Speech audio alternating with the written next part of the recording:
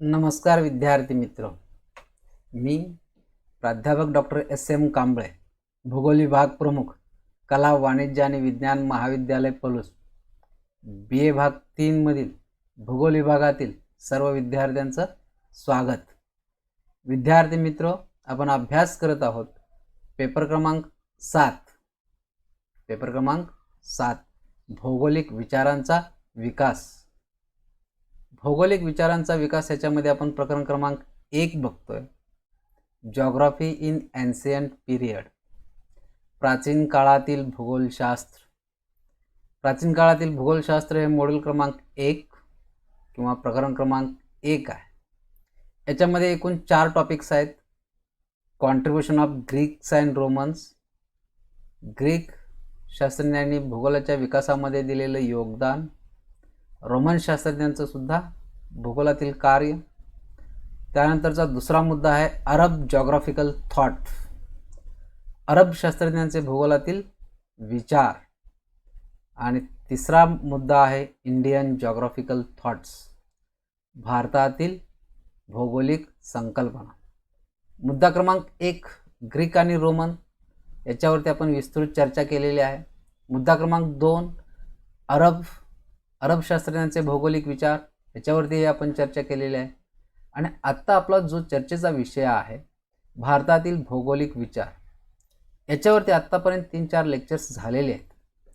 भारतातील भौगोलिक संकल्पना कशा होत्या, प्राचीन भारतीय कालखंडामध्ये दंतकथा कोणत्या होत्या, आणि मग हे विज्ञानाचा विकास कसा कसा होत गेला किंवा भूगोलाचा विकास कसा कसा होत गेला. याच्यामध्ये आत्तापर्यंत आपण अनेक प्राचीन भारतातील भौगोलिक संकल्पनांचा अभ्यास केलेला आहे.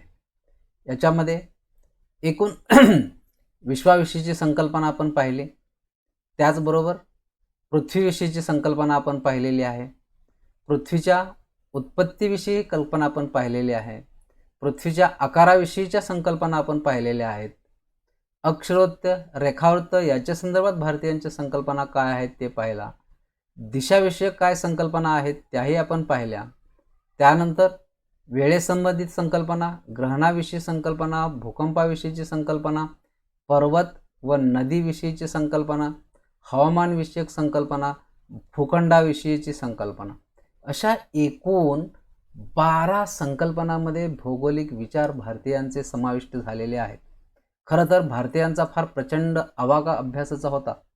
भारतीयांनी अनेक संकल्पना मांडल्या, पण ह्या अनेक संकल्पनांची विभागणी आपण 12 मुख्य विभागामध्ये केली, 12 मुख्य गटामध्ये केलेले आहे. आणि वेगवेगळ्या गटांना त्यांनी नावं दिलेली आहेत की ज्यामुळं भारतीयांचं कार्य आपल्याला थोडक्यात वर्णन करता येईल, थोडक्यात आपल्याला समजून घेता येईल.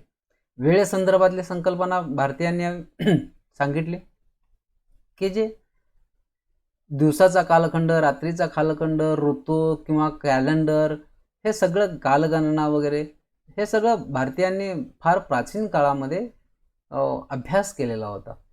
आणि मग त्यांच्याविषयी वर्णनं प्राचीन ग्रंथामध्ये आपल्याला आढळतात. ग्रहणाविषयीच्या वेगवेगळ्या संकल्पना आपण पाहिल्या, भूकंपाविषयीच्या संकल्पना पाहिल्या, अग्नी, जल आणि वायू पृथ्वीच्या अंतर्गत भागामध्ये आहेत. किती भारतीयांचं प्रचंड ज्ञान होतं पृथ्वीच्या अंतर्गत भागाविषयी, याच्यावरून आपल्याला कल्पना येते. पर्वत नदीविषयी संकल्पना, पर्वत आणि नद्या, ही नद्यांची खोरी मानवी जीवनाच्या दृष्टीनं कशी महत्त्वाची आहेत, पर्वतीय प्रदेश जगामध्ये भारतामध्ये कोणकोणते आहेत यांचा उल्लेख आपल्याला प्राचीन ग्रंथामध्ये आढळतो. हवामानविषयक संकल्पना, हवामानाची विभागणी वेगवेगळ्या प्रदेशामध्ये त्यांनी केली, हवामानाचा मानवी जीवनावरती कसा प्रभाव पडतो याविषयी त्यांनी वर्णने केलेली आहेत. त्याचबरोबर हवामानाचा इतर आर्थिक घटकावरती, जसं शेती कृषी व्यवसायावरती कसा परिणाम झालेला पाहावयास मिळतो. हवामानाचा अचूक अंदाज प्राचीन काळामध्ये कसे वर्तविले जात होते, ग्रहणाची संकल्पना असेल किंवा अवकाशीय ग्रहगोल असते त्यांच्या स्थानावरून किंवा निसर्गामध्ये घडणाऱ्या घटनावरून की पर्जन्याचा, हवामानाचा कालखंड कसा आहे हे वर्तवलं जात होतं. म्हणजे एकंदरीत काय की प्राचीन काळातील भारतीयांना भूगोलाविषयी फार समज होती किंवा भूगोलाविषयी अनेक गैरसमजही होते. त्याच्यातून भूगोलाचा विकास झालेला आपल्याला आढळतो. आजही आपण काही प्राचीन काळातील भारतीयांनी मांडलेल्या संकल्पना अभ्यासतो की ज्या आपल्याला आत्ता भूगोलाच्या विकासामध्ये एक त्या मैलाचा दगड ठरलेल्या आहेत. विद्यार्थी मित्र, दुसरी एक संकल्पना आपली चालू आहे, शेवटची संकल्पना भूखंडाविषयीची संकल्पना. भूखंडाविषयी हे आत्तापर्यंत 11 संकल्पना क्लिअर कट झालेल्या आहेत, बरोबर. त्याच्यामध्ये तुम्हाला, मला वाटतं काय तुमच्या मनामध्ये शंका कुठली नसावी. मी आता पुढं कंटिन्यू करतोय. शेवटची संकल्पना भारतीयांची भूखंडाविषयीची संकल्पना. भूखंडाविषयीच्या संकल्पनेमध्ये गेल्या तासाला आपल्याला 3-4 संकल्पना झालेल्या होत्या. याच्यामध्ये काय की भारतीयांनी जगाची विभागणी 7 भूमिखंडामध्ये केलेली आपल्याला आढळते. 7 भूमिखंडामध्ये. कोणते 7 भूमिखंड ते वेगवेगळे मी गेल्या वेळी तुम्हाला सांगितलेले होते. त्यापैकी आता राहिलेले जे आहेत 3, प्लासा, सालमाली आणि क्राउक, हे 3 हे राहिलेले आहेत. याच्या अगोदर आपण 4 भूमिखंडांची वर्णने केलेली आहेत. त्याच्यामध्ये जम्बूद्वीप आहे, पुष्कर द्वीप आहे, साक द्वीप आहे, कुस द्वीप आहे, बरोबर. हे 4 भूमिखंड की भारतीयांनी स्पष्ट केलेली होती. आज आपण ज्यावेळी प्रगत तंत्रज्ञान च्या साहाय्यानं पृथ्वीच्या पृष्ठभागाचा, पृथ्वीच्या पृष्ठभागावर असणाऱ्या पर्वतांचा, भूमिखंडांचा अभ्यास अगदी शास्त्रीय पद्धतीनं करतो. पण प्राचीन काळातील हे भूविज्ञान एवढं विकसित झालेलं नव्हतं. त्या कालखंडामध्ये लोक प्रवास करत होते, व्यापार करत होते किंवा एका ठिकाणाहून दुसऱ्या ठिकाणी ते फिरत होते, काही स्वाऱ्या करण्यासाठी, काही व्यापार करण्यासाठी. म्हणजे आर्थिक कारण एक महत्त्वाचं कारण आहे प्रवासाच्या कारणाचं. पण ज्यांनी प्रवास केले त्यांनी मात्र हे प्रवास वर्णनं लिहिलेली आहेत किंवा त्यांना जे काही अनुभव आले त्या अनुभवातून त्यांनी पृथ्वीचे वर्णन, पृथ्वीच्या पृष्ठभागावरील घटकांचं वर्णन हे लिहून ठेवलेलं आहे. प्राचीन ग्रंथामध्ये या सगळ्या घटकांचा, भौगोलिक घटकांचा उल्लेख आपल्याला आढळतो. भारतीयांना भूमिखंडाविषयी, महासागराविषयी फार चांगलं ज्ञान होतं असं म्हणायला काही हरकत नाही. कारण भूमिखंडाची, जगातील जेवढे भूमिखंड आहेत त्या भूमिखंडांची विभागणी त्यांनी 7 भूमिखंडामध्ये केलेली आपल्याला आढळते. किती भूमिखंडामध्ये? 7 भूमिखंडामध्ये. आजही 7 भूमिखंड आहेत, मात्र त्यांना नावं वेगवेगळी आहेत किंवा त्यांचे प्रदेश वेगवेगळे आहेत, त्यांच्या सीमा वेगवेगळ्या आहेत. आता भारतीयांनी जी नावं दिलेली आहेत किंवा भारतीयांनी जी 7 भूमिखंडामध्ये विभागणी केलेली आहे त्याच्यावरती आपण फोकस करू. काय की प्लाक्सा द्वीप जे आहे, हे प्लाक्सा द्वीप भारतीयांनी त्याचं स्थान वर्णन केलेलं आहे. कुठं आहे ते? आफ्रिकेच्या उत्तरेस. आफ्रिकेचा जो भाग आहे तो आफ्रिकेच्या उत्तरेस प्लाक्सा द्वीप आहे. आता या प्लाक्सा द्वीपमध्ये हा भाग छोटासा आहे आफ्रिकेच्या उत्तरेकडचा, की ज्याच्यामध्ये स्पेन आहे, पोर्तुगाल आहे, इटली आहे, ग्रीस आहे, याचबरोबर नाईल नदीचं खोरं जे आहे तेही याचाही समावेश होतो. आफ्रिकेचा उत्तरेकडचा भाग आणि आफ्रिकेच्या उत्तरेकडील भाग याच्यामध्ये विशेषतः युरोपच्या दक्षिणेकडचा जो भाग आहे तो प्लाक्सा द्वीपमध्ये गणला जातो. आता याच्यामध्ये भूमध्य समुद्र जवळचा आहे याला, पण याच्या पश्चिमेला समुद्र आहे किंवा उत्तरेला थोडासाही समुद्र आहे. आणि मग हे असं असताना वेगवेगळी बेटं आहेत, या वेगवेगळ्या बेटांचाही समावेश याच्यामध्ये त्यांनी केलेला आपल्याला पाहावयास मिळतो. विशेषतः याच्यामध्ये अनेक बेटं आहेत, पण महत्त्वाचे जे देश आहेत ते मात्र पोर्तुगाल, स्पेन, ग्रीस, इटली हे महत्त्वाचे देश. त्याचबरोबर नाईल नदीने तयार केलेला जो त्रिभुज प्रदेश आहे त्याचाही याच्यामध्ये समावेश झालेला आपल्याला पाहावयास मिळतो. 6वं जे भूमिखंड आहे ते सालमाली द्वीप म्हणून. 6वं भूमिखंड सालमाली द्वीप. सालमाली द्वीपामध्ये की आफ्रिकेचा जो भाग आहे, म्हणजे आफ्रिका खंडाच्या पूर्वेकडचा जो भाग आहे की जे आता मादागास्कर बेट आपल्याला पाहावयास मिळतं, आफ्रिकेपासून विलग झालेलं तो भाग, आणि आफ्रिकेचा खंडाचा काही भाग, हा जो संपूर्ण प्रदेश आहे त्याला सालमाली द्वीप असं भारतीयांनी नाव दिलेलं आहे.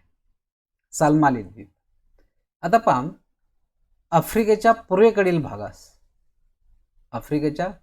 भागास आता याच्यामध्ये कोणकोणते भाग येतात? याच्यामध्ये विशेषतः ह्या सालमाली द्वीपामध्ये टांझानिया आहे, केनिया आहे, म्हणजे या देशांचा याच्यामध्ये तर समावेश होतोच. पण पूर्वीचे जे मादागास्कर बेट आहे त्याला मालागासी या नावानेही ओळखलं जातं, त्या बेटाचा सुद्धा याच्यामध्ये समावेश झालेला आपल्याला पाहावयास मिळतो. या भूमिखंडाच्या पूर्वेस म्हणजे सालमाली द्वीप आहे, या भूमिखंडाच्या पूर्वेस हिंदी महासागर आहे. हिंदी महासागर उत्तरेला तांबडा समुद्र आहे आणि दक्षिणेला आफ्रिकेचे पठार आहे.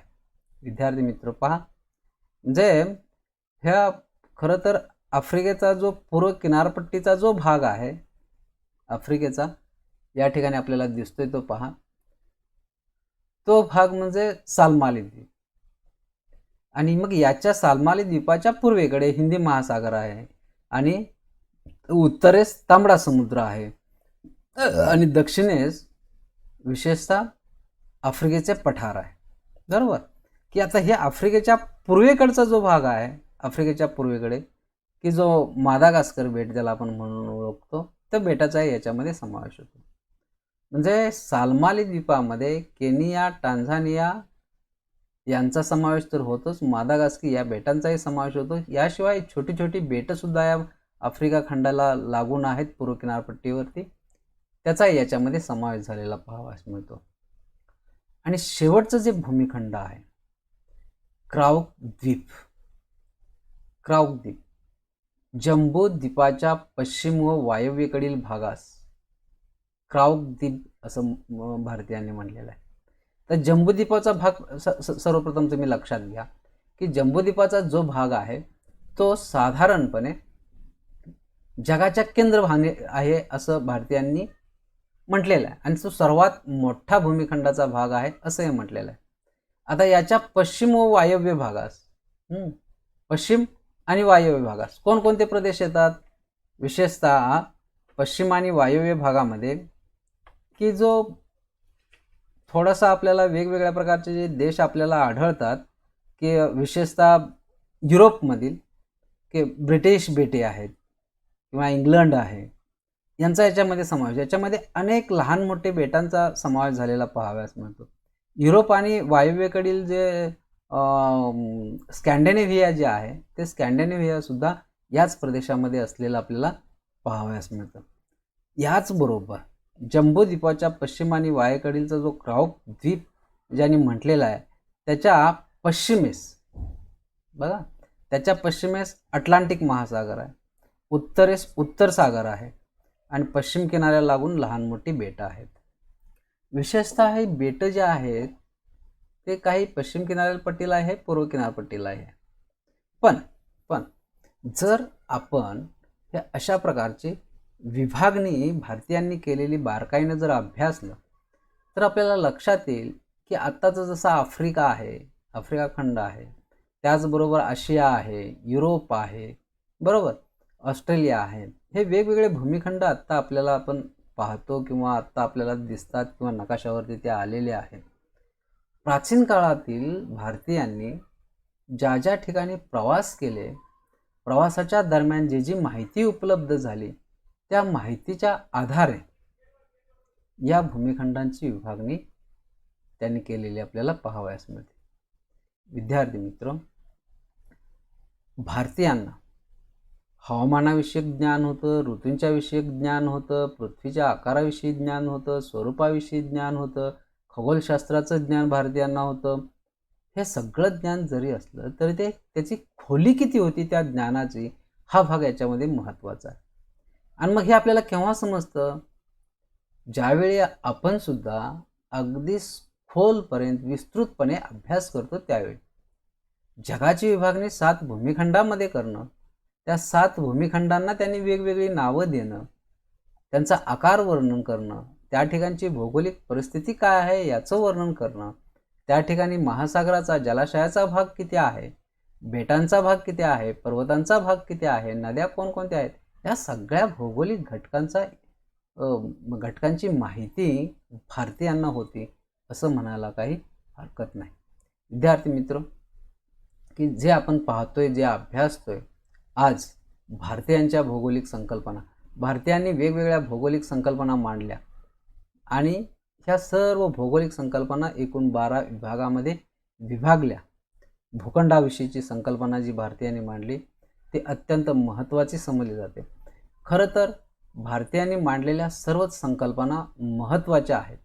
याच्यामध्ये काही थोडासा भाग समजुतीचा, अंधश्रद्धेचा, धार्मिकतेचा आपल्याला असलेला पाहावयास जरी मिळत असला तरी वैज्ञानिक दृष्टिकोनातून मात्र ज्या संकल्पना भारतीयांनी मांडल्या त्या खरोखरच अत्यंत चांगल्या आणि उत्कृष्ट आहेत. विद्यार्थी मित्र, प्राचीन काळामध्ये आर्यभट्ट आहे, भास्कराचार्य आहे, रोणक सोनक आहे, हे वेगवेगळे जे शास्त्रज्ञ होऊन गेले, तत्त्वज्ञ होऊन गेले की ज्यांनी आपलं विज्ञानाच्या विकासामध्ये अत्यंत महत्त्वाचं योगदान दिलेलं आहे.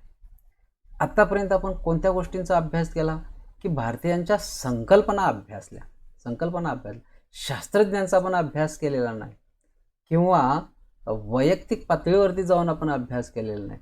तर हे एकूण भारतीय शास्त्रज्ञ जे प्राचीन कालखंडामध्ये होऊन गेले, त्या प्राचीन कालखंडातील भारतीय शास्त्रज्ञांनी भूगोलाच्या विकासामध्ये आपलं कोणतं योगदान दिलेलं आहे, भूगोलाच्या विकासामध्ये त्यांनी मांडलेल्या संकल्पना कोणत्या आहेत किंवा प्राचीन काळातील भारतीय शास्त्रज्ञांनी भौगोलिक विचार कोणते मांडलेले आहेत याचा आपण ढोबळमानाने अभ्यास केलेला आहे किंवा याच्यावरून आपल्याला समजेल की भारतीयांचं ज्ञान भूगोलाच्या विषयासंदर्भात किती प्रचंड होतं याची सर्वसाधारण आपल्याला कल्पना येते. म्हणून विद्यार्थी मित्र, मी आपणास सांगू इच्छितो, इंडिया इज ग्रेट आणि इंडियन्स आर ऑल्सो ग्रेट. हे भूगोलाच्या अभ्यासावरून तर आपल्याला समजतं. म्हणजे अशा प्रकारे भूमिखंडाच्या संदर्भातला सखोल इतरही ग्रीक शास्त्रज्ञ असतील किंवा रोमन शास्त्रज्ञ असतील, अरब शास्त्रज्ञ असतील, यांनी पृथ्वीची विभागणी वेगवेगळ्या प्रदेशामध्ये केलेली आपल्याला पाहावयास मिळते की ज्याला त्यांनी हवामानाचा आधार दिला आहे. म्हणजे हवामानाच्या आधारावरती वेगवेगळ्या प्रदेशामध्ये विभागणी केली. पण भारतीयांनी भूमिखंडाची, जगाची विभागणी भूमिखंडामध्ये केली आणि ही भूमिखंडाचं वेगवेगळं वर्णन, इत्थंभूत वर्णन त्यांनी केलेलं पाहावयास मिळतं. प्रत्येक भूमिखंडाचं वैशिष्ट्य, प्रत्येक भूमिखंडाचं स्थान, त्या प्रदेशामध्ये, त्या भूमिखंडामध्ये अस्तित्वात असणाऱ्या भौगोलिक घटक किंवा त्या भूमिखंडामध्ये आढळणारे भौगोलिक वैशिष्ट्ये, ह्या सगळ्यांचं वर्णन आपल्याला प्राचीन ग्रंथामध्ये असलेलं किंवा नमूद केलेलं आपल्याला पाहावयास मिळतं. विद्यार्थी मित्र, आता या 12 संकल्पना आपण पाहिलेल्या आहेत. या 12 संकल्पनापैकी कोणत्याही संकल्पनेविषयी आपल्याला जर काही शंका असेल तर तुम्ही कमेंट्स बॉक्समध्ये लिहून शंका नमूद करू शकता की त्या शंकाचं मी पुन्हा तुम्हाला पुढील तासाला निरसन करू शकतो. विद्यार्थी मित्र, भारतीयांच्या भूखंडाविषयीच्या संकल्पना ज्या आपण पाहिल्या की ज्या 7 भूमिखंडाविषयीच्या संकल्पना वेगवेगळ्या आहेत त्या आता संपलेल्या आहेत. पुढील तासाला आपण काय पाहणार आहोत? पुढील तासाला नेमके भारतीय शास्त्रज्ञांचं कार्य काय, कोणकोणत्या भारतीय शास्त्रज्ञांनी भूगोलाच्या विकासामध्ये, विज्ञानाच्या विकासामध्ये आपलं योगदान दिलेलं आहे, त्या शास्त्रज्ञांचा अभ्यास करणार आहोत. विद्यार्थी मित्र, तुम्ही या ऑनलाईन टीचिंगमध्ये सहभागी झालात त्याबद्दल आपले आभार. एक. दुसरं की आपलं महाविद्यालय आता लवकरच सुरू होईल काही कालावधीमध्येच, परंतु विद्यापीठानं BA भाग 3च्या परीक्षा घेण्याचं गेल्या वर्षीच्या BA भाग 3 मधील असणाऱ्या विद्यार्थ्यांची परीक्षा घेण्याचं नियोजन केलेलं आहे. तुमचा एखादा बॅकचा विषय जर राहिलेला असेल तर त्याचीही तुम्हाला परीक्षा द्यावयाची आहे. चालू अभ्यासक्रमानुसार तो अभ्यासक्रम तुम्ही अभ्यासाच, पण मागील विषयाचा जर पेपर बॅकचा जर तुमचा राहिलेला असेल तर त्याचाही तुम्ही अभ्यास करा, कारण त्याचीही परीक्षा होणार आहे. त्याही परीक्षेला तुम्हाला सामोरं जावयाचं आहे. त्यामुळं विद्यार्थी मित्र की चालू अभ्यासक्रम म्हणजे या शैक्षणिक वर्षाचा BA भाग 3 मधील अभ्यासक्रम तुम्हाला पूर्ण तर करावायचा आहेच, शिवाय BA भाग 2 मधील सुद्धा जो काही एखादा दुसरा पेपर तुमचा बॅकचा राहिलेला असेल तर त्याचाही तुम्हाला अभ्यास करायचा आहे. थोड्याच कालावधीमध्ये तुमची परीक्षासुद्धा विद्यापीठामार्फत घेतली जाईल. तर त्यासाठी अत्यंत सावध आणि अभ्यासपूर्ण राहा. दुसरी गोष्ट, मागील गेल्या वर्षीचा जो शिकवलेला भाग आहे त्याला बराच कालावधी निघून गेलेला आहे. तर त्या संदर्भात तुमच्या काही शंका असतील, काही बुक्स तुम्हाला हवे असतील किंवा काही नोट्स जर तुमच्याकडे उपलब्ध असतील, तुमची या संदर्भातली कोणतीही शंका असेल तर ते शंका तुम्ही निसंकोचपणे आम्हाला विचारू शकता.